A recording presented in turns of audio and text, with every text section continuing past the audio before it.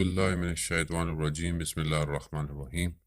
الحمد للہ رب العالمین والصلاة والسلام علی اشرف الانبیاء المرسلین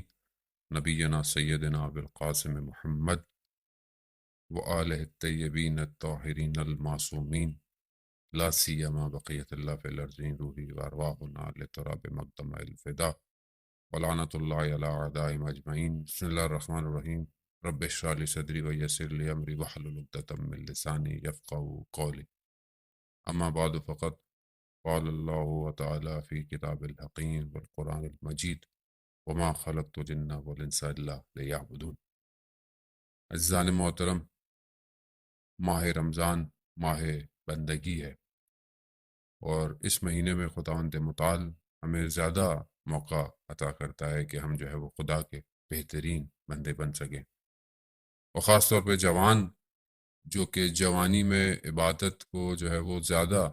ایکسیپٹنس حاصل ہے، اور جو انسان جوانی کے اندر عبادت کرتا ہے اور جوانی کے اندر استغفار کرتا ہے، خداوند متعال اس کو زیادہ پسند کرتا ہے۔ جوان ہی جو ہے وہ ہر قوم اور ایک امت کا سرمایہ ہوتے ہیں۔ جوان ہی آنے والے جو وقت ہے، جو کہ امام زمانہ جل اللہ تعالیٰ فرجہ شریف کی حکومت کا وقت ہے، اس کے اندر زیادہ اصحاب جو امام کے ہیں وہ جوان ہی ہیں۔ تو جوان ہی کے لیے کچھ مباحث، کچھ سلسلے گفتگو ہیں کہ جو ہم کوشش کریں گے کہ آپ کی خدمت میں جو ہے وہ اس مہینے میں پیش کر سکیں۔ مختلف خصوصیات ہیں جو جوان کے اپنے اندر جو ہے وہ ہونی چاہیے، اور اگر ہیں نہیں تو ہمیں اس کو ایجاد کرنا چاہیے۔ اس میں سے ایک جو خصوصیت ہے، ایک جو صفت ہے، وہ ایک جوان کا جو ہے وہ باوقار ہونا، اس کے اندر وہ کہ جو واقعاً ایک مرد کے اندر خصوصیت ہونی چاہیے جس میں شجاعت ہے، بہادری ہے، درگزر کرنا ہے۔ یہ اس کی پرسنالٹی کو جو ہے وہ ایسا بناتی ہے کہ وہ اپنی زندگی کے مختلف مراحل کو جب طے کر رہا ہوتا ہے تو اس کی شخصیت جو ہے وہ ایک بالکل اسٹرانگ پہاڑ کی طرح محکم رہتی ہے۔ آنے والے طوفان، آنے والے زلزلے اور مختلف موسم جو ہے اس کی شخصیت کو گرا نہیں سکتے، کیونکہ انسان زندگی کی مختلف جو ہے وہ فیز سے گزرتا ہے، اور اس کو گزرنا بھی ہوتا ہے کیونکہ زندگی ہے ہی یہی، دنیا ہے ہی ایسے۔ تو یہاں پر انسان دیکھے کہ اسے اپنے آپ کو، اپنے وجود کو جو ہے وہ کیسے مضبوط بنانا ہے۔ ایک صفت مولا کائنات حضرت علی ابن ابی طالب علیہ السلام فرماتے ہیں کہ اس سے زیادہ خوبصورتی اور اس سے زیادہ جمال جو ہے وہ یہ نہیں ہے کہ انسان کے اندر جو ہے وہ یہ باوقار ہو اور اپنی شخصیت کو جو ہے وہ اس طرح جو ہے وہ نکالے، جس میں بہرحال اس کے اندر جو ہے وہ اور بہت ساری چیزیں بھی شامل کرنا اس کو ضروری ہے، لیکن یہ ایسی صفت ہے کہ انسان جو ہے وہ اس کے ذریعے سے بہت سارے مقاصد کو حاصل کر سکتا ہے۔ سوال جب ہوتا ہے امام جعفر صادق علیہ السلام سے کہ مل مروتو، عربی کے اندر مروت کا جو لفظ ہے وہ جو ہے وہ اسی معنوں کے اندر استعمال ہوا ہے کہ یہ ہے کیا، اور اس کے لیے امام فرماتے ہیں، امام نے جو ہے وہ جواب میں فرمایا، اور بہت زبردست بات ہے کہ اب ہم اس کو اپنے اوپر بھی جو ہے وہ دیکھ سکتے ہیں کہ کیا ہم اس آیت کے مصداق ہیں یا نہیں ہیں۔ امام فرماتے ہیں کہ لا یراک اللہ حیث نہاک ولا یفقدوک من حیث امرک، یعنی جہاں پر، جس جگہ پر خدا نے منع کیا ہے وہاں پر یہ نہیں پایا جاتا، اور جہاں پر خدا نے امر کیا ہے، جس چیز کو خدا نے واجب قرار دیا ہے، یہ وہیں پر جو ہے وہ نظر آتا ہے۔ یعنی یہ مروت، یہ باوقار ہونا، یہ جوان مرد ہونا ایک انسان کا، یعنی جس جگہ خدا نے منع کیا ہے وہاں یہ نظر نہ آئے، اور جس جگہ خدا نے کہا ہے کہ یہ نظر آنا چاہیے وہاں یہ ہے۔ مثال کے طور پر یہ جو شخص ہے یہ غیبت کرتا ہوا نظر نہیں آئے گا، یہ خدا نہ خواستہ کسی شراب کی محفل میں نظر نہیں آئے گا، خدا نہ خواستہ یہ کہیں کسی بری جگہ پر جو ہے وہ نظر نہیں آئے گا، بلکہ یہ بالکل ایسی جیسے ایک شخص کے والد محترم اس کو یہ کہیں کہ بیٹا جو ہے وہ اسکول جاؤ یا یونیورسٹی جاؤ، مسجد جاؤ اور ایسے کام کرو، فلانی جگہ پہ مت جاؤ، اپنے فلانے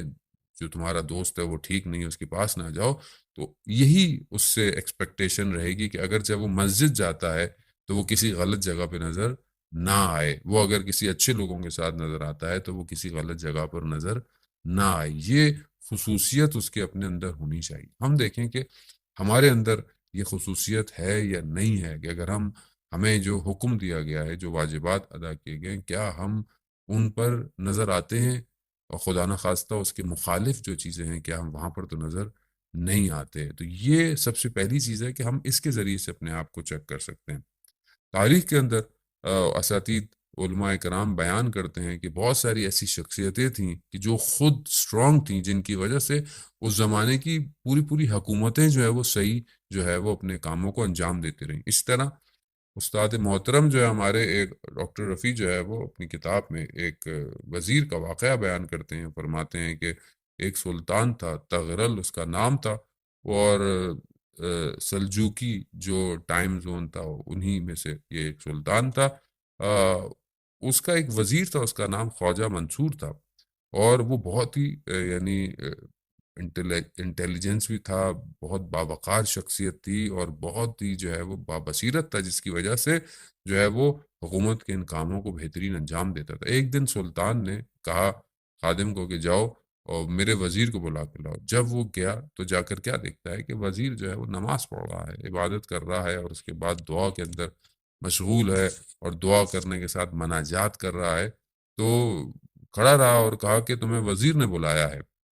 تو اس نے کہا کہ وزیر سے کہو کہ ابھی میری دعا اور مناجات کا وقت ہے، میں آ جاؤں گا۔ اس نے جا کر جب جواب دیا خادم نے، تو صحیح طرح اس کو ڈیفائن نہیں کر پایا کہ اس نے کیا جواب دیا۔ تو سلطان کو غصہ آ گیا۔ سلطان نے کہا کہ اس کو جلدی بلا کے لاؤ۔ جب اس کو بلایا گیا تو کہا کہ میں نے جب تمہیں بلایا تو تم کیوں نہیں آئے؟ تو اس نے کہا سلطان کو کہ دیکھو، پہلے میں خدا کا بندہ ہوں،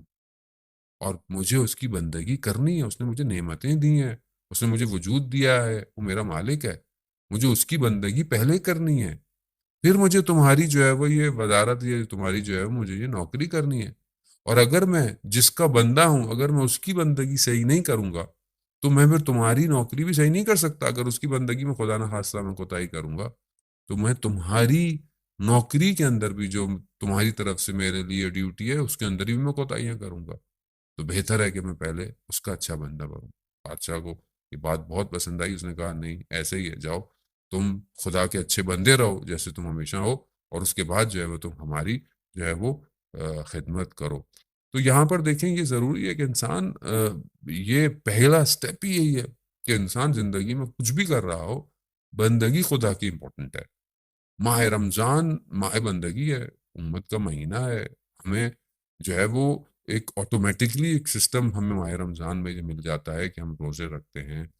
روزے کے ساتھ روزے کی خود اپنے اندر جو ہماری کیفیتیں پیدا ہوتی ہیں، روزے میں ہم کتنے اپنے آپ کو کنٹرول کرتے ہیں، اس کے بعد بہرحال عبادتیں اور ساری چیزیں جو ہم انجام دیتے ہیں، آٹومیٹکلی ہم ایک ایسے ٹائم زون میں آ جاتے ہیں کہ انسان جو ہے وہ خدا کی طرف متوجہ ہوتا ہے، عبادت کی طرف متوجہ ہوتا ہے۔